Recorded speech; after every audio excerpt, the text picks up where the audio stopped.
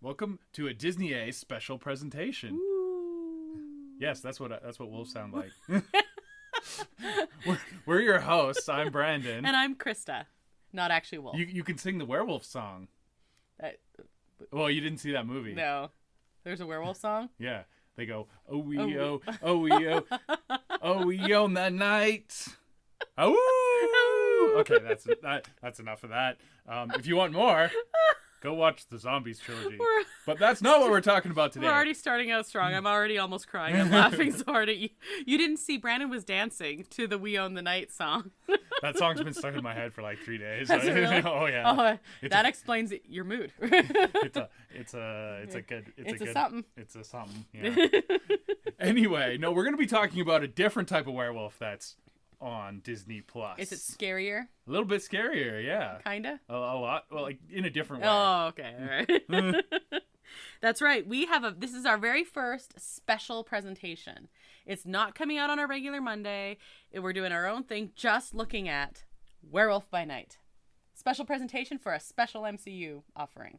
Yeah, if Kevin Feige can do it, we can do it. That's right. Oh, not really, no, but he's a different level. He's pretty good at his job. Yes, fair enough. Anyway, yeah, we're gonna talk Werewolf by Night. Yes, that's not a Werewolves of London. No. I mean, they might have been in London. Not this one, though. Well, maybe, yeah, that's true. Okay, Brandon, we are doing this totally different. Our regular episodes, we have news, we have updates, but nope, Werewolf by Night. Yeah, just focused on the program. Because it's spooky season. It is spooky season, and spooky season's wrapping up far too quickly. I have not had enough spooky stuff in my life, but this has been the high watermark for me. You know what? I very much agree. This is the epitome of spooky season right now. So we're in agreement. Overall impressions of this, fantastic. Very, very positive. Everyone I talk to, I tell them who I think might like it, I tell them to watch this. Well, I keep saying movie. This special. Yeah, it's like a short movie. Short movie or long episode, too. Yeah, because it's about an hour, yeah. And it's really cool. I do think it might be a little off-putting for some people who are not, like, film nerds or right, kind of into that whole thing, because it is a little different.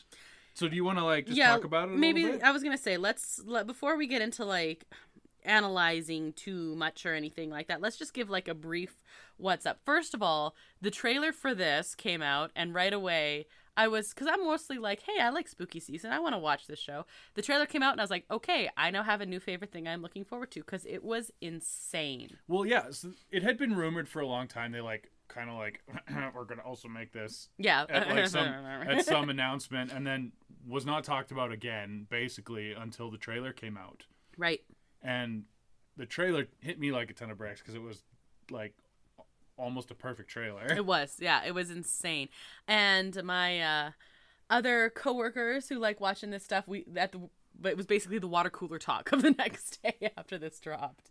Did you see Werewolf by Night trailer? Oh my god. But yeah, it's a throwback to classic horror films. And very 1930s, 1950s ish, kind of that whole Creature of the Black Lagoon. And your Vincent Price, your Bela Lugosi's, all that style, all that good stuff. It was like an homage to all of that. Basically, it was a great tone for this. The entire thing, well, almost the entire thing, is in black and white, and I think it's safe to say, if you haven't figured out now, spoilers ahead. Yeah. Oh, okay. Yeah. I mean, it's one episode, so just go watch it. Just go watch it, and then come back. And then come back. Yeah, and then we're cool. Then we'll have a good time. Yeah. So most of it's in black and white. This is okay. We open up and the setting is perfect. Even they do such a great job with lighting and music and everything like that. Okay, so let's just talk overall story. What's going on here? It's a perfect setup for a one-off story. It's a bunch of bounty hunters coming together for the funeral of the head monster hunter, bounty hunter. Bloodstone. Yes. Great name for a monster hunter. Yes. I think, yeah. And this is from the comics. They base everything in the MCU on a specific comic run or something like that. So that's kind of cool. Or at least largely inspired by it. Yeah, inspired. It's not word for word or anything like that. Zack Snyder's Watchmen. But you got a cough there. Yeah, it's a weird cough. Little cough. Yeah. But yeah, so you meet all these different monster hunters, and you have this whole funeral scene, and it's a cool way to quickly introduce a bunch of characters. Oh, we even got a Crypt Keeper knot in there. Oh yes, definitely. I'll be rotting for Tales you. from the Crypt is a very I really enjoyed that as a kid because it was a little creepy. Yeah. But also funny, and yeah, there's definitely a nod to that. And they are going to be competing to be the head monster hunter. Yeah, to inherit this mantle. Because he had no heirs. Well, he had a daughter, we find out. But she was such a disappointment. She was a disappointment. But she arrives for the meet uninvited, and it's upsetting to his Camilla Parker, new wife. Oh yeah. You cough. You got that you gotta got that look down. Yeah, I should have a test or something. I could be infectious. Oh. Okay. So yes, essentially that's the deal. Normally it would just naturally pass on, but she was such a disappointment, but she shows up to take it, and she says she will have the same chance as everyone else will. Yeah. And we find out they're actually from a long line of these monster hunters, and their power from the Bloodstone. Hence the name. Right. I guess they just took on that name. Were they named that before? Or they named it, I don't know. And then they found the stone. It's a chicken and egg situation. Yeah, here. it is, right. So that's what it is, and they're going to find out who's the best monster hunter by doing anything. What else would you do but go hunt a monster? That totally makes sense. And it's very maze you get Minotaur almost vibes. Oh yeah, there's definitely an MC Escher Labyrinth vibe to it, and that's cool. And there's also the best tuba player in the world. Oh my god. Okay, talk about the tuba player. Might be the best part of this awesome show. Yeah, so they kind of draw straws and figure out who's going to get to go into the monster arena first, and it's going to be a free for all. But they're all announced into the monster arena by a flaming tuba player, which is apparently an actual person. Yeah, this is this guy, and he has a flaming tuba. Apparently, he's a producer for The Simpsons or something. And he goes to Burning Man. Yeah, with his flaming tuba. Yeah, he's a big Burning Man person, and. Yeah, flaming tuba, as one does at Burning Man, I assume. I mean, fair. But I mean, it's really awesome way. It's such a cool little what you just know that they were at some point. We got to use this guy from The Simpsons who plays the flaming tuba, and they were just waiting for an opportunity to put him in somewhere. And it looks really cool in black and white. Yeah. And but we haven't introduced our protagonist. No, we have not. Okay, all right. So, who is our protagonist? Because there's a question. Again, well, yeah, I mean, our titular hero, let's say. Okay. There's multiple protagonists. Mm-hmm. But the Werewolf by Night, spoiler, again, based on a comic and old school comic when they had really goofy names. Because his name's Jack Russell. Yeah, he's a dog. Yeah, okay. Anyway. But not that a wolf is anything like a Jack Russell, but whatever. and he's apparently a prolific monster hunter. Mm-hmm. Mm-hmm. Who's also a werewolf by night. Yeah. Yeah. When there's a full moon. When there's a full moon. Or when he is near the Bloodstone. Oh, now you've ruined the ending. Oh no. Well, that's not the ending. That's the middle. That's the big climax. Anyway.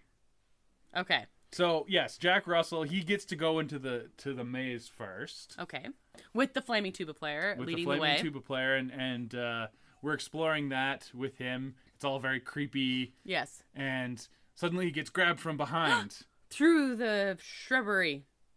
Shrubbery. Exactly. Monty Python little throwback there. And it's a jump scare. Yeah, it is. It's typical jump great scare. Jump scare. But there's a terrible monster. Big ugly hand. Yeah. Huge. Giant thing of sorts. Yeah, a thing of man basically. Yeah. But he's actually relieved because he was looking for his buddy Ted. Yeah, Ted. He's like, "Have you met Ted?" Well, that's the name of the episode right there. Yes, it is. Well done. Did you do that on purpose? Sure. Pretend you did. Sure. Yeah. Okay. Definitely planned that. Again, from the comics, everyone's excited. It's Man-Thing. Ted. His name's Ted. That's from the comics as well, actually. I actually enjoy it because later he says his name is Ted, and she's like, "What?" What?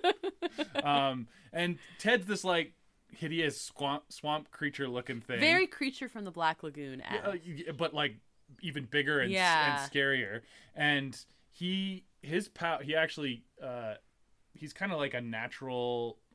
He might even come out as a mutant now that we're getting into the mutants thing. True. I don't know exactly how it works in the comics, but basically he's like a Cthulhu Lovecraftian monster where he feeds on your fear. I was going to say he reminded me a lot of Cthulhu. Yeah, and that's probably kind of where it came from. But yeah, he secretes a toxin when he senses fear, and that like melts you. And so that's cool. That's kind of his whole deal. He said Ted is awesome. Okay. And you got a bunch of these monster hunters hunting Ted. You got Jack trying to save him. Yeah. And you got the daughter of Bloodstone just trying to get her family's legacy away from her evil, wicked stepmother. Yeah. She's kind of like a Disney princess at this point. She's definitely a Disney princess. Oh, yeah. So it's interesting because Jack Russell here needs to like pretend to be the monster hunter, but in the meantime he's trying to get Ted like safely out of the maze, and he's like, how can I make this work? But you also get the idea that like they go back and forth saving each other a lot. Like they definitely they need a buddy cop movie to there's a history there that like some road trip or something. Yes, I don't know. yes. That's what I want to see. That's exactly why I was bringing it up too. He's like, no, this was like the last time. Yeah. And it's like, I want to see the last time. Like, what the heck? Okay. So they're awesome. We get some cool fight scenes with the bounty hunters, the monster hunters. Because basically they're trying to take each other out on their way to getting it's a free for all. Like your ultimate goal is to kill the monster to gain the prize, but if you take out your competition along the way, exactly. Heck, it's just like Mario Kart. It's true. Banana peels abound. Oh yeah. And we get some like hardcore action violence. Yeah, there's some like pretty intense violence in this one. Yeah. But I think the intense violence only gets more graphic as we go on through the movie. Because we end up that the daughter and Jack, every time I hear Jack Russell, I'm just like, my God. you wouldn't do that nowadays. That's why it's funny. It's just an old school comic book throwback. Oh my goodness. Just goofy names. Oh yeah. Well, we get that they end up locked in like, is it like a mausoleum? Something like it's a mausoleum. Yeah, mausoleum. Yeah, there's a bunch of but it's her family, so she's like they're talking to each other, and she's remembering like stories they would tell about the family. So she ends up getting them out of there, and she agrees because she doesn't have any interest in actually killing Ted. Like she just wants the legacy. She wants the legacy. She wants to fix her family's legacy, kind of thing. Yeah. So she needs the stone, and the stone. So she's like, okay, well, if you help me with that, I will help you free Ted, basically. Yep. So they team up. Yeah, but in uneasy alliance because they don't know if they can trust each other. But right. They clearly aren't intent on killing each other like all the other monster hunters. So I whatever. So they actually, well, Jack has some bombs that he stole. Convenient. Very convenient, and he blows a hole in the side of the maze, which apparently works really well because Ted escapes. Yeah, yay Ted. Yay Ted. And then what? Well, what's her face? What's her name anyway? I don't know. Evil Can we just call her Evil Oh, are you talking to the protagonist? The Bloodstone Jr. Well, I mean, that's what it is. Elsa. Oh, yeah. She's a Disney princess. Okay, yes. Elsa, the Disney princess. No, not that one. Different Elsa, the Disney princess. Much cooler one. Actually, I don't know. There's more like blood and stone and less like... The other one literally dealt with snow, so I think she was cooler. Anyway, Elsa manages to pry off the Bloodstone off of Ted while he's escaping because... They had embedded it into him so that you would claim it when you when you kill him, I guess. But she scorpions it right off of him. He's like, "Get over here!" Yep, I understood that reference. Yeah, nice. And it's laying on the ground, and Jack goes to pick it up, but he gets blown back because it has anti-monster powers, and that's how they discover that he is in fact a werewolf by night. Dun dun dun. Dun, dun. And they realize that Elsa and Jack are working together, so the monster hunters that are still alive, including the wicked stepmother, put them both in a cage together. Yes. And he's like, oh, it's fine. The full moon's not till 4 days away.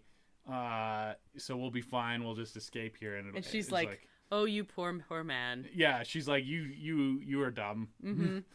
And she knows that the Bloodstone can work mysterious magic on, and like none of this is really super explained. It's all just paranormal, and you just go with it. Yeah, exactly. But suspension of disbelief. The Bloodstone can turn a werewolf early. Yeah, basically it amplifies and highlights the monster within you, I guess is the idea. So if it like helps bring out the monster so they can be more easily hunted. Right. Even though Ted was not really a monster, he's just a nice guy that looks scary.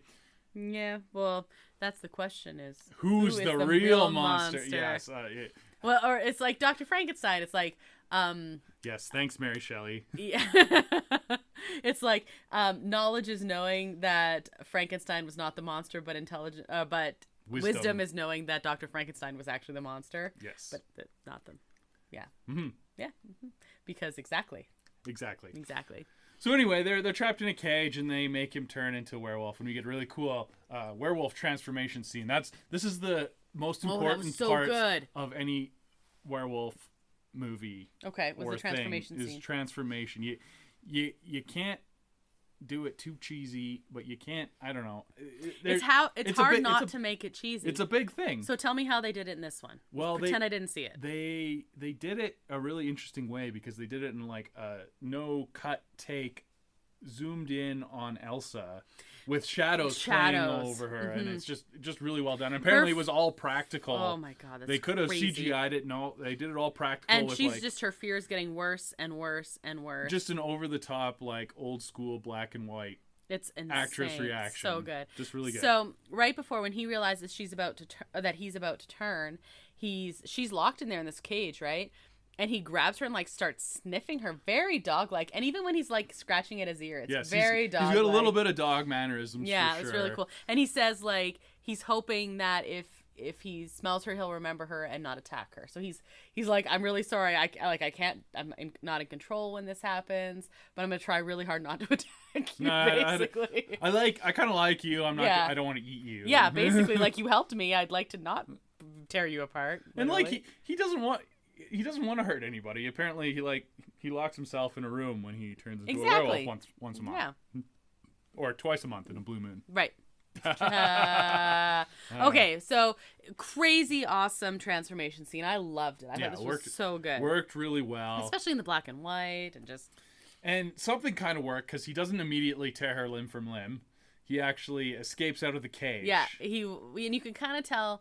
If you're watching and you know what to look for before he starts to turn, when he knows he's about to, he starts like looking up and it looks like he's looking for a means of escape, not like really anything else. And he was. Well, they flash between all these like trophies from the monster hunters. They have a bunch of monsters hanging on the wall like you'd have deer heads or whatever. Right.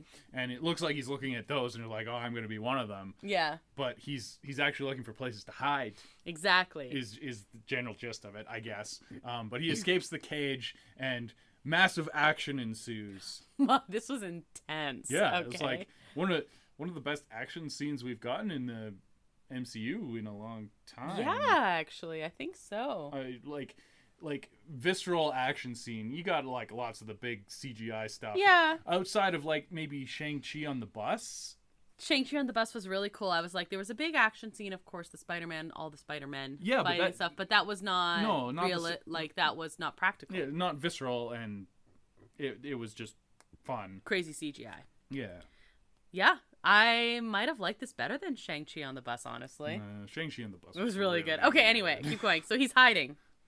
And he's like bouncing around and he's like attacking people and Elsa, literally tearing them apart. Elsa escapes and she's fighting some of the other monster hunters because they're trying to kill her because she helps monsters, so she's no good now. Exactly. And we get like some super violent kills going on. He's ripping people apart. Literally. We never really got an explanation why the guards in this Monster Hunter place look like TVA agents. Yeah, they're not like wearing. They look like TVA agents, but their logos. They have stun sticks. Yeah, and their stuff doesn't say TVA, so it's like, do they just have the stun sticks, or is this a different? Maybe this is. I don't know. Maybe this is a different universe. Is one of the Kang variants just really into old school monster Could movies? be. Yeah, honestly, anything is possible. Yeah. I think there. So. Whatever, but yeah, people are dying left and right. You got a bunch of henchmen. You literally have blood squirting the camera, and it's just so cool. And someone's head gets split in half by a sword. Oh, it's true. It really does happen. Yeah. Like, it's not quite Game of Thrones level violence, but it's getting there. It definitely it's I think a 14A rating, and there was a lot saying for violence alone, it probably could have leaned towards 18. I think the fact it was black and white helped them with you know what and it's rating. monster violence, not human on human violence, right? Yeah, I mean it was there were some humans, but because of the monster element, a human hit the other human with the sword in the head. It's just... Yeah, but a lot of the violence is also supernatural violence. Had it all been human is what I'm saying. Anyway, so they fight a bunch, and Jack kills a bunch of people. Oh, yes, he does. And Elsa kills a couple people. Yep. And she has a weapon, and she's like debating on whether or not to like put him down or not. And she doesn't really want to, but she doesn't really want to. She's like, well, okay. She's thinking about it, and she's like, no, okay, I'm gonna trust him. And she puts her weapon down, and he jumps on her. Yeah. But then you kind of like zoom in on his eyes, and he's like kind of recognize her. Yeah. He can smell her and stuff, and so they break that up. But the evil stepmother pulls out a shotgun. Yes, basically. Yeah, just like literally just a shotgun. Who was in the casket of dead daddy. And she's gonna shoot them, but Ted comes back to the rescue, Ted! And just melts her into it's like, and she's screaming, and it's such a scene. Nickelodeon slime, but like deadly. Yeah, acidic slime. It's a pretty cool death scene. It is, and she's just like horror movie, like just screaming, hands up, and it's just melting all over the place, and so good. And the melting is interesting. It's almost Wicked Witch of the West melting. A little bit, yeah. Which is interesting. Well, there is a lot of Wizard of Oz stuff going on in Phase 4, as we discover. And into Phase 5 now, just saying. Because we have that trailers in Phase 5. That's true. Yes. Recently. How about just basically recently? The multiverse saga is having a parallel to the Wizard of Oz. A lot of nods going on. So she gets this screaming scene with her basically, and it reminded me of that, not necessarily like Wicked Witch of the West obviously was more just like melting, whereas this was much more graphic, but it was the way she was like screaming with her hands up and just like absolutely terrified. And she's such a witch. Like, come on here. Anyway, that's awesome. Yeah. So then Elsa says, okay, you can go take Jack away. She's like, he went that way. The Man Thing.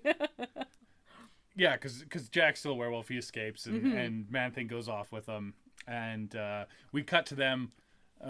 Well, actually, no, we don't cut to them because we wait until they're in color when we see them next. Yeah, so after that, basically there was like the butler who was hanging around, and he comes out and he's like, I live to serve you, Elsa, basically. She's got the bloodstone now. She's got the power. And she's like, cool, clean this up. Basically all the blood and brains and gore lot of and cleaning. stuff. Hopefully, and he looks around and is like, okay.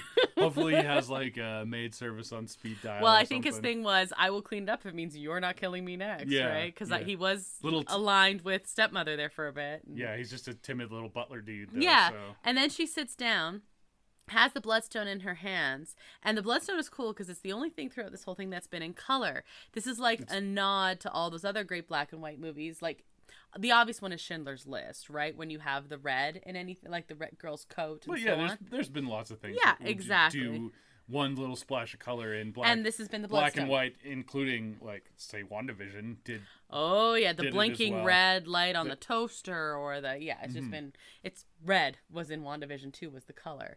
So here you have the bloodstone has been in color. So she sits finally, like, completely exhausted, but also like, yay, I achieved my goal. And it's sitting there, and Somewhere Over the Rainbow starts playing. The like the Judy Garland Somewhere Over the Rainbow here. Oh, yeah. Just the like on a haunting gramophone notes. and everything. Oh, yeah. Like you hear the pops and crackles. It's fantastic. And she's looking at it, and she's kind of like sitting there, leaning back, exhausted. And the color spreads from the bloodstone. And we are now in color, and you can see the color moving throughout the scene. And then we switch to Jack and Ted. Yeah, and they wake up in the forest, and they're like... Jack's like he's hungover because he was a werewolf all night. Yeah. Ted hands him a cup of coffee. Nice French press coffee. You know, waking up in the forest with a nice French press cup of coffee it's actually a pretty nice way to go. And Man-Thing is just chilling with his coffee maker. Just chilling. It's great. Yeah. He's like, I made you some coffee. Yeah. So I hope to see more of those two. I love those for sure. Two. Yeah. And I'm very curious to see how Elsa plays into something She's now set up. Blade.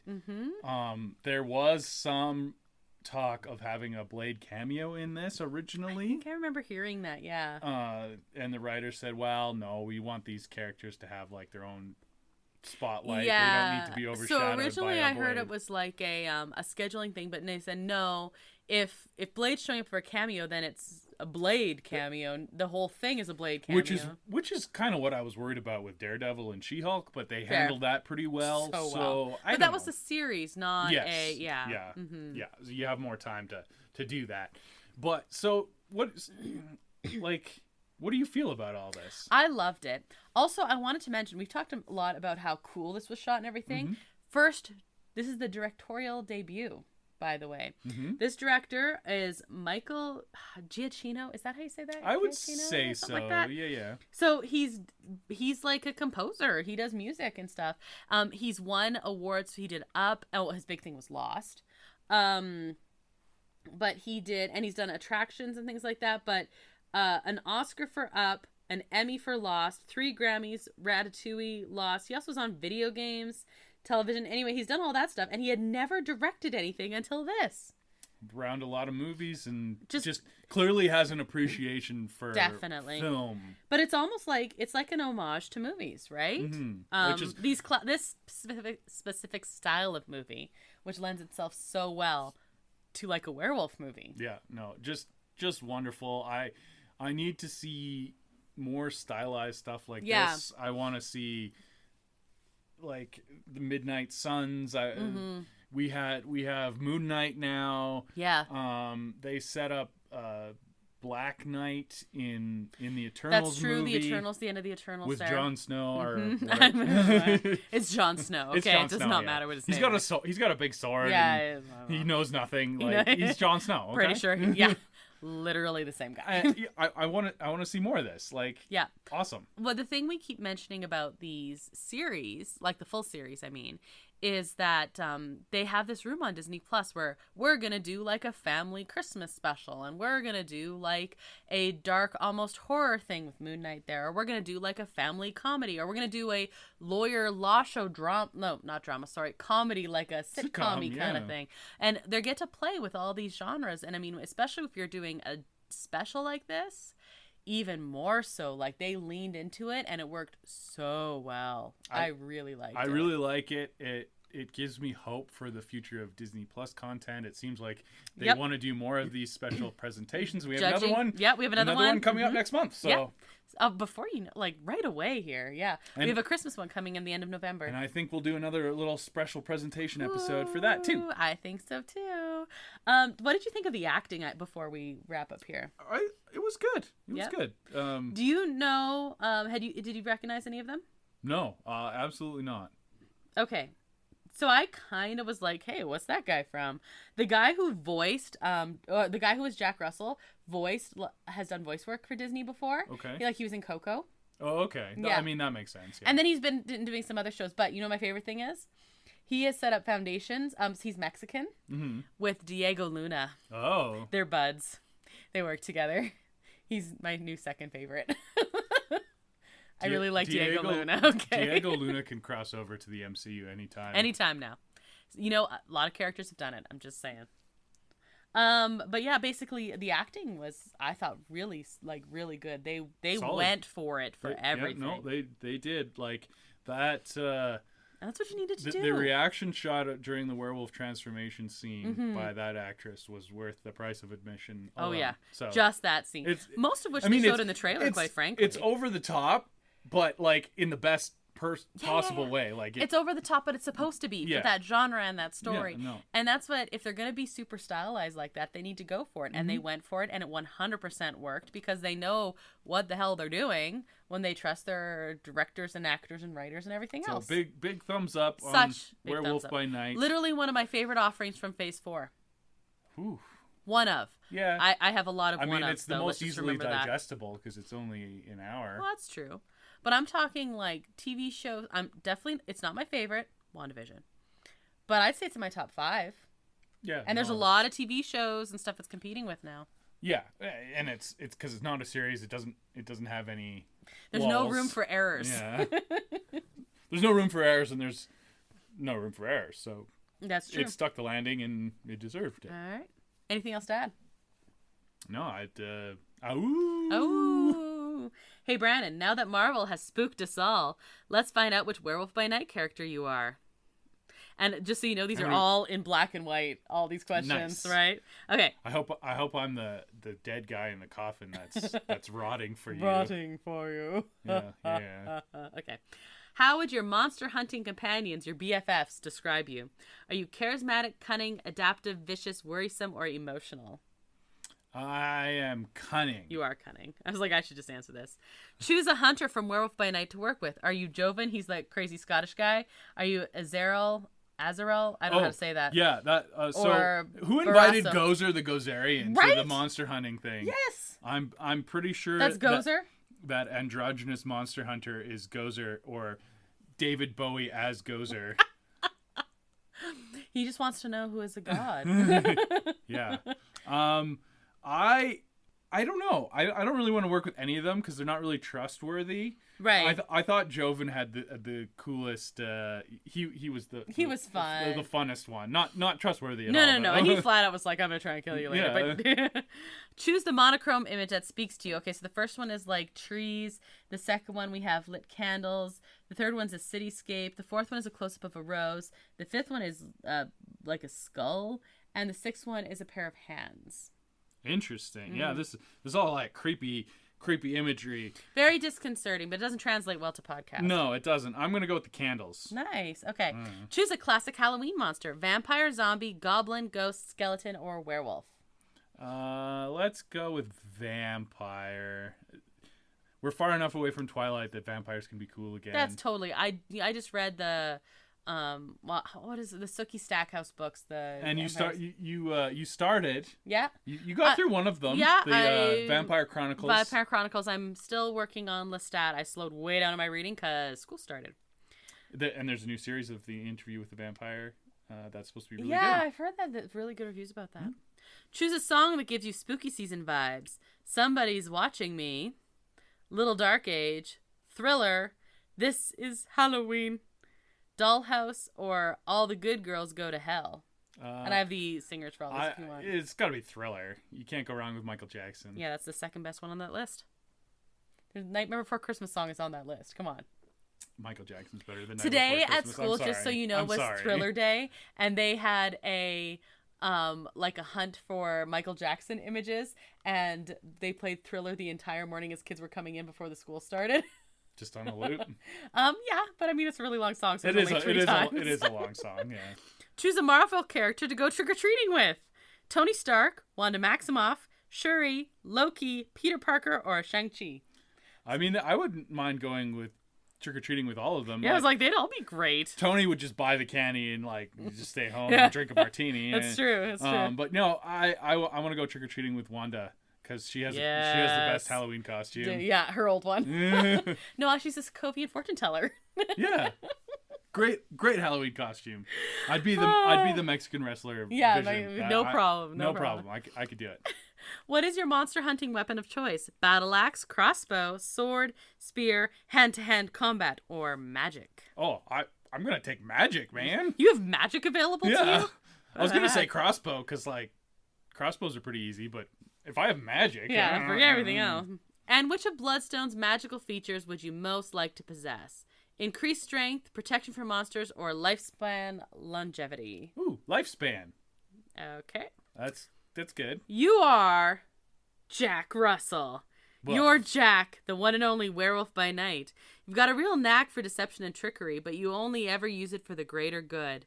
You have a huge heart and one of the biggest hero complexes out there. Awoo. Awoo. That's pretty good. Yeah, nothing wrong with that. Was this fun? Yeah, it was fun. Yeah. Special. It was Special. special. It was special. Yeah. Well, yeah, we're I think anything else to add, or we're wrapping up. Let's wrap up this special. Let's wrap up the special. Roll credits. Well, so that is our show.